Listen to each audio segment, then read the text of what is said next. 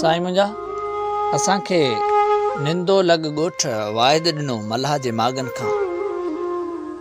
नूर मोहम्मद मल्हा बाग़ अली मल्हा लिखियो माण्हू पंहिंजे अंदर जा अहसास ऐं हिकु दर्द भरी कहाणी। अखियुनि जे पलकनि तां उॾामूं कंदड़ लुल्कनि जा पारे हर गुलनि जे ॻोठ ॾे हली अचनि था। मुंहिंजे महबूब भाउ ग़ुलाम मोहम्मद जे विछोड़े ते लिखी माणी हिकिड़ी तहरीर। अखि खोल दीदार कयां, कुझु बोल बोल दीदार कयां, अखि तो पूरे छॾी। शाम वेले वञण जी तो कई, जुमेरात तरसण लाइ असां तोखे चई।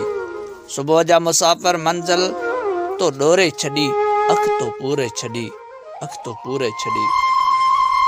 नूर मोहम्मद सवा तो आहे अकेलो, छिनी छॾियो तो मोहबत सदो मेलो। रूह जो रिश्तो टोड़े छॾी, अखि तो पूरे छॾी।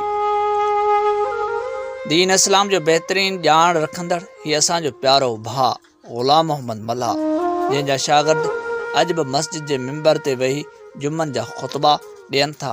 असांजे ॻोठ में क़ुर शरीफ़ जो बुनियाद रखण वारो हीउ महबूब माण्हू 6 जून शाम वेले वक़्तु 6:45 ते 3 नियाणियुनि ऐं 4 सग़ीर पुटनि ऐं असां 7 भाइरनि अज़ीज़नि ऐं क़रीबनि खां विछड़ी उन राह जो राही बणियो जितां अॼु ताईं को बि वापसि नाहे वरियो। ऐं असां मौत खे मयारो ॾींदा रहियासीं ऐं ईअं चवंदा रहियासीं त मार पवई मौत तूं अण मुदाए तो आएं। घाई अहिड़ा घोट जिन मुंद न हुई मरण जी। वही खाक खाई मिणनि जो मथो, अञा खाक जो पेट भरिजे नथो, अञा खाक जो पेट भरिजे नथो। ॾुख हिन जो ॾेज रहिया, मिसकीनी हिन जो मुक़दर रहियो। सूरनि सां सुरूर जो ॻाल्हियूं कंदो रहियो। अचानक मौत मार बीमारी हिन जो पलो पकड़ियो। हिन जे बदन जो बाग़ भेलाड़ थियणु लॻो हो। ज़िंदगी जूं पहाड़ूं जीअण जे पाताल खां परे थियणु लॻियूं ऐं हीउ महबूब कंहिं वॾे विछोड़े जी तयारी करणु लॻो हो। नंढड़े फयाज़ ते नज़र पवंदी आहे त हू हसरतनि जे निगाहनि सां ॾिसंदे ॼण चई ॾींदो आहे त चाचा अॼु आउं यतीम थी वियो आहियां। जे लालण जे हिंदोरनि ते लुॾंदो हुअसि उहो लालण लॾे वियो। ऐं बेसहारा बणिजी वियो आहियां, ऐं यतीम बणिजी वियुसि। चाचा ॾिस मुंहिंजे पीउ जी खट ख़ाली आहे ऐं आउं हथ त ॾेई चवंदो आहियां पुट फ़िक्र न कर, असां तुंहिंजा 7 चाचा तुंहिंजे पीउ जे बराबरि आहियूं। अचो सूरनि वारियूं करियूं सूर पचार, किनी घणा किनी थोरड़ा, मूं लख हज़ार ॾिना जे ॾातार, मूं झोली पाए झलिया। सिक जो सॻो सीने जे सुई में सरे थो।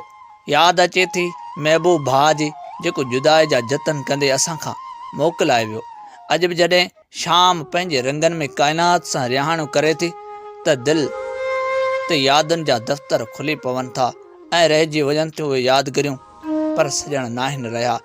जवानी जा जोहर मुख ते मिड़िया ई न हुआ त सॼण ख़ुदि असांजी ज़िंदगी खां मुंहुं मोड़े हलिया विया। पर छा कजे मुख़्तियार भाउ, हे अमर इलाही आहे। इंसान त वीचारो महिमान आहे, पर अहिड़ा महिमान जो वक़्त खां अॻे मोकिलाए हलिया वञनि ऐं दिलि में हज़ारे दर्द जागी पवनि, हज़ारे सूर दिलि जे दरिया मां लुड़ी अची रूह जे रेट ते रुख़्स कनि। घणियूं अमड़ियूं जवाननि पुटनि जी जुदाई में रोई रोई अखियुनि जो नूर विञाए वेठियूं ऐं कई सग़ीर यतीम थी पीउ जी शफ़क़त खां महरूम थी विया। दिलि तां वहंदड़ दर्दनि जा दरिया, उछंगारनि जा अंबार, सूरनि ऐं सुॾका, आहूं दाहूं ऐं पुसल यतीम नियाणियुनि जूं चुनरियूं ऐं झुकियल मासूम पुटनि जा नेण, प्यारे नौजवान भाउ जो विछोड़ो।